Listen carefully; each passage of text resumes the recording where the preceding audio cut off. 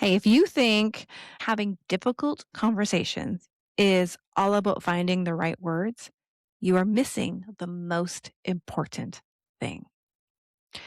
Today, I'm introducing the brave model because it's not about perfect words. It's more about what is driving the conversation. And if we get that wrong, we're not going to get the resolution we're looking for, at least not long term. Welcome to the Brave Rebellion, the space where you learn how to meet hard moments in ways that protect your relationships, honor your values, and keep you in conversation, even when it might feel safer to shrink. And I've been there. My name is Tammy Dunnett, a leadership coach, communication skills trainer, and I know firsthand my own personal life, those of my clients, how transformative these brave moments and conversations can be. So, the real question we're asking here is what is driving your conversations? And I want to share with you the difference between success and failure. And it is not about having the right words. In fact, release that concept. If you release the concept that you have to have the right words to say, you will already be steps ahead. Now, the brave model is something that has come to me through my experiences. So before I dive into it, I even offer you a moment of reflection to think back to those conversations that were hard, where you stayed in it and you had both success, failures, or maybe a mix. And just ask yourself, what did I do that helped me be successful? And what was happening when I wasn't successful? It's possible that you're going to uncover your own version of this brave framework. And maybe you would like to use the same acronym and the same wording and verbiage that I will share with you. And maybe you're going to twist this around a little bit and make it something for you. The reflection is actually how this model came to me. It's something I'd already lived. I just didn't know I was doing it. And I had lived it many times, actually. Now, the brave model has its roots in my very first experience with the good doctor. In episode 2, I shared how I was working as a medical transcriptionist in an organization, and I worked as the medical transcriptionist for the owner, who was a specialty physician. And he was known to have a bit of I'm going to say mean streak. I guess he was verbally abusive, I would say. I wasn't in the rooms, but I saw the impact to a couple of female colleagues. And during their experience, when I would see them upset and rattled by him, I was saying, you need to speak up. So one day it was my turn that he yelled at me in publicly, actually. Um, I just left and went home. And it wasn't until I got home that I realized that I only have 3 options. I could quit. It was super easy to never go back. He was a jerk anyways that day. Or I could go back and hope like nothing happens again like this. And the reason I didn't choose either of those is because they weren't aligned with who I am and what I believe in. I had been advising my colleagues to speak up for so long that if I didn't go back and try it, I thought, who am I? I'll be out of integrity. And who's going to listen to me in the future if I don't do this? If I'm good enough to tell people that they should do this, I should be able to do this myself. The challenge was I had no idea how. And so over the course of that evening, I had thought a lot about what I really want, and I loved my job and I wanted to keep it. That was my intention. And that's what was motivating me to try. And so when I reflect back on that conversation, which went well for my very first attempt, I realized there were some patterns that showed up in subsequent conversations that were hard that led me to success. They needed refining along the way for sure. But I'm really happy with the Brave model now as it stands and how it has supported so many of my clients. So I'm going to break that down for you today. But before I do, I want to give you some stats because it's going to be easy for you to listen to this and go, try that. It doesn't work. It's going to be easy for you to stand in your perspective of truth in your relationships and fight for your vision of it. I get it. It's also going to be easy for you to want to resist this because it requires that you do something different to get what you want. It means you can no longer blame other people for them not meeting you, because when we rely on them doing something, we're just handcuffing ourselves. I want to put you in the driver's seat. I want to give you the tools and empower you to be the change that you want to see. And listen, I already hear it. My clients ask me this all the time. Why do I have to be the one that changes? Why do I have to be the one that tries this? And my answer is always the same. It's because you want something different. And if you want something different, you have to act like you want something different. So today's brave model comes from many years of me succeeding and failing in hard conversations. And it has been refined to the point now where it's working with so many other people. So I want to introduce that to you today. Now, I did say I was going to share some stats with you, and I want to share that now. There are some stats out there that contradict the reality in the workplace, and they contradict each other. One of the most pervasive stats I see in the leadership space is that 70, 72, 75% of leaders are bullies. Those stats are hugely inflated. And here's why I believe they are. In order to find out if they're truly a bully, we need to have conversation. And we get stuck in our assumptions and judgments and what we think is truth, and we don't do the work to find out if our perspective is actually true. Does that diminish the experience? No. We are hurt by what people say and do. We are offended by what is happening. Where we go wrong is we attach a label and judge that person without doing the work to find out, did you really intend to hurt me that way? And that's a whole other podcast. 70 to 75% of leaders. Just think about that. That means 7 out of every 10 leaders who wake up in the morning are thinking, how can I make this the worst day of her life? How can I make it so bad that she wants to quit? And I got to tell you, they just don't think about that. They may do things that annoy you, make you feel unvaluable. And many times, in fact, almost 90% of the time, that is unintentional. Now, I am not excusing their behavior, so I can already feel the shackles coming up around as you hear that. Yes, but I want you to take a yes and approach. Yes, that is my belief, and I'm willing to see what this could offer me. 90% of people who stay in the difficult conversation, who actually take that extra step and have the conversation, have been able to resolve their conflicts with one conversation.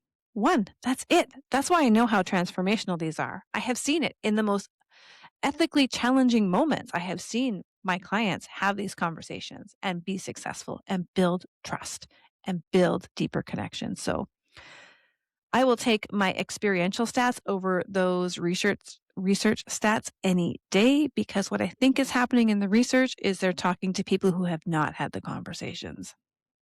That's what this is really about. This whole podcast is about those conversations. So the BRAVE model, BRAVE. B stands for 2 things.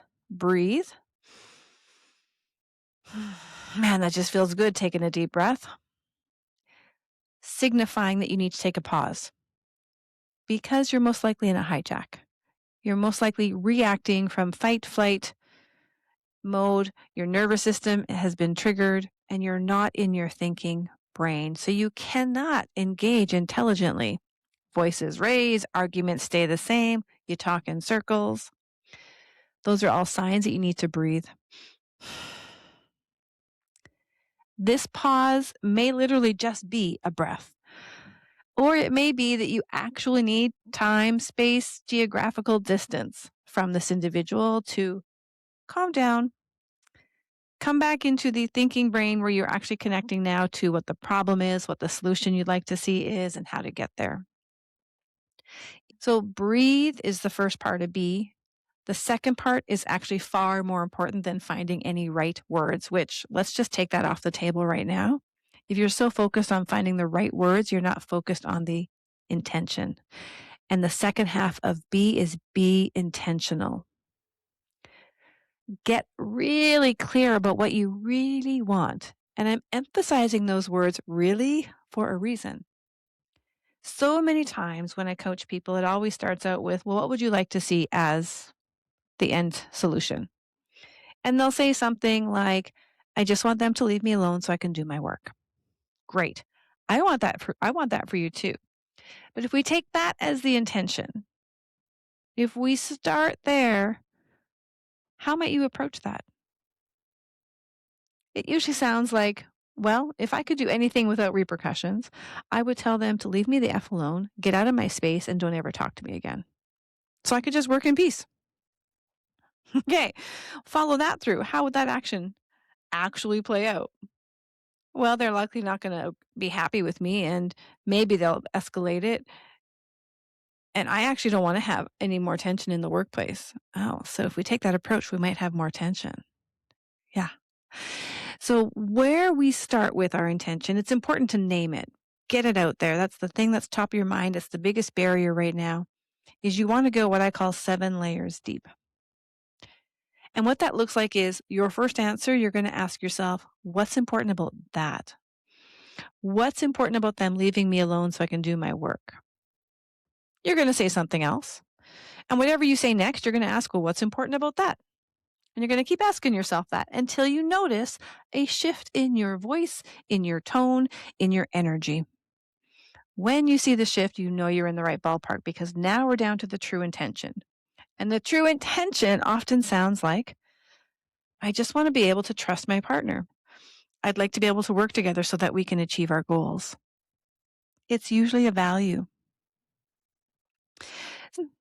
This is one of my favorite things to model live in my keynotes. I have done this so many times on stage, and every time the audience sees that physical and emotional and tonality change in the person.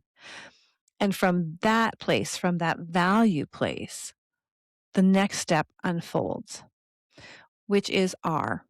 R is to root your path. If I start with that first surface intention of I need them to leave me alone, the path becomes I'm going to tell them to leave me the F alone, get out of my space. When they come near me, I'm going to close the door. The planning starts to become more purposeful when we know our intention. This is leading towards a conversation in case you did not know. Unless you can truly pause and release, I call it. If you can truly pause and release and not have this in the back of your head every time you see them, not have this stir up energy in your stomach, your nerves when you see them, then great.